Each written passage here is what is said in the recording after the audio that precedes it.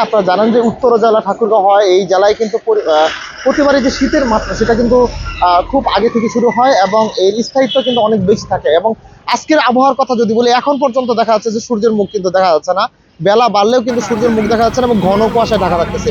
এবং গত কয়েকদিনের তাপমাত্রার কথা যদি আমরা বলি, যে রংপুর আবহাওয়া অফিসের তথ্য মতে গত কয়েকদিনের যে তাপমাত্রা সেটা কিন্তু ঠাকুরগাঁও দেখা গেছে যে 9 ডিগ্রি সেলসিয়াস থেকে 10-11 ডিগ্রির মধ্যে কিন্তু ওঠানামা করতেছে। এর ফলে এই অঞ্চলের যারা মানুষ রয়েছে তারা কিন্তু খেটে খাওয়া যারা মানুষ রয়েছে তারা বিশেষ করে কিন্তু বিপাকে পড়েছে। এছাড়াও আমরা দেখেছি যে ঘন কুয়াশার পরে যে যানবাহন চলাচল সেটাও কিন্তু অনেকটা ধীর গতিতে চলতেছে, হেডলাইট জ্বালিয়ে কিন্তু গাড়িগুলো চলাচল করতেছে।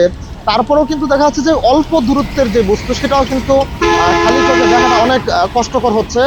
এবং আমরা দেখেছি যে এইখানকার যেগুলো দূরপাল্লার এবং ঢাকাগামী যে গাড়িগুলো রয়েছে সেগুলোও কিন্তু দেখা যাচ্ছে যে অনেক সময় লাগতেছে, অর্থাৎ ঢাকা থেকে আসতে এবং এখান থেকে যেতে কিন্তু যেখানে 8 থেকে 10 ঘন্টা লাগার কথা সেখানে 14 থেকে 15 ঘন্টা সময় লাগতেছে। এছাড়াও আমরা কিন্তু সদর হাসপাতালে আজকে সকালেও গিয়েছিলাম, সেখানেও যেটা লক্ষ্য করছি যে রুগীর যে চাপ, অর্থাৎ বিশেষ করে শিশু এবং বৃদ্ধ যারা রয়েছে তাদের কিন্তু রোগীর উপস্থিতিটা অনেক বেশি। এবং আমরা ডাক্তারদের সাথে কথা বলেছি, তারা যেমনটা জানিয়েছে যে শীতের যে প্রকোপ, অর্থাৎ এই গত কয়েকদিনে যে ঠান্ডা, এই ঠান্ডার ফলে কিন্তু এখানে মূলত যে শীতের মাত্রা সেটা কিন্তু বেশি হওয়ার ফলে কিন্তু যারা শিশু এবং বৃদ্ধ রয়েছে তারাই কিন্তু বিশেষ করে বেশি অসুস্থ হয়ে পড়তেছে।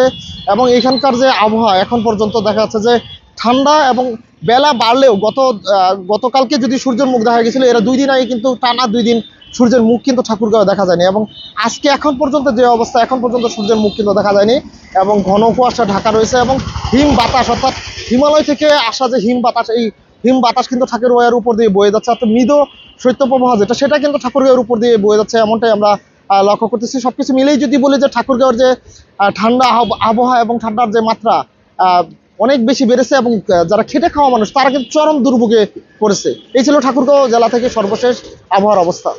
আরিফ হাসান, ঠাকুরগাঁও।